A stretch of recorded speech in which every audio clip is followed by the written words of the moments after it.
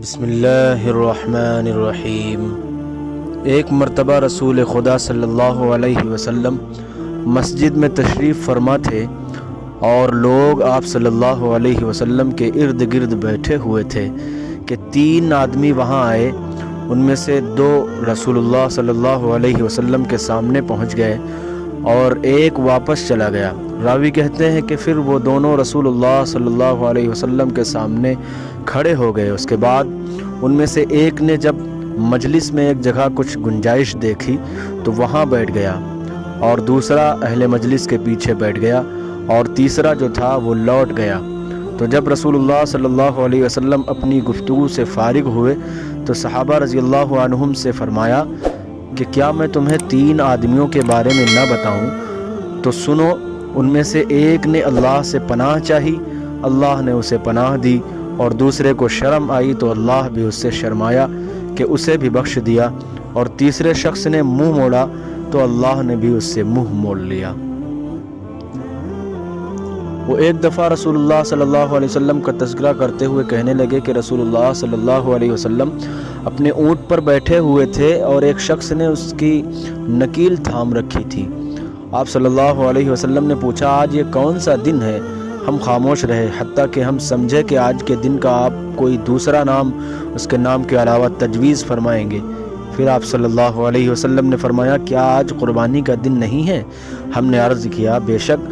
اس کے بعد آپ صلی اللہ علیہ وسلم نے فرمایا، یہ کون سا مہینہ ہے؟ ہم اس پر بھی خاموش رہے اور یہی سمجھے کہ اس مہینے کا بھی آپ اس کے نام کے علاوہ کوئی دوسرا نام تجویز فرمائیں گے۔ پھر آپ صلی اللہ علیہ وسلم نے فرمایا، کیا یہ ذی الحجہ کا مہینہ نہیں ہے؟ ہم نے عرض کیا، بے شک۔ آپ صلی اللہ علیہ وسلم نے فرمایا، تو یقیناً تمہاری جانیں اور تمہارے مال اور تمہاری آبرو تمہارے درمیان اسی طرح حرام ہے جس طرح آج کے دن کی حرمت تمہارے اس مہینے اور اس شہر میں ہے۔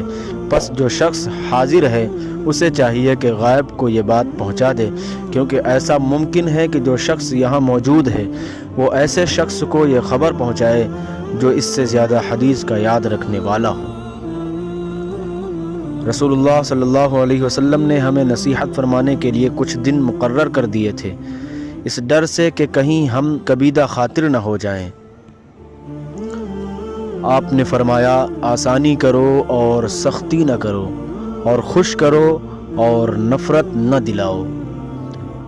عبداللہ ابن مسعود ہر جمعرات کے دن لوگوں کو واعظ سنایا کرتے تھے۔ ایک آدمی نے ان سے کہا، اے ابو عبد الرحمن، میں چاہتا ہوں کہ تم ہمیں ہر روز واعظ سنایا کرو۔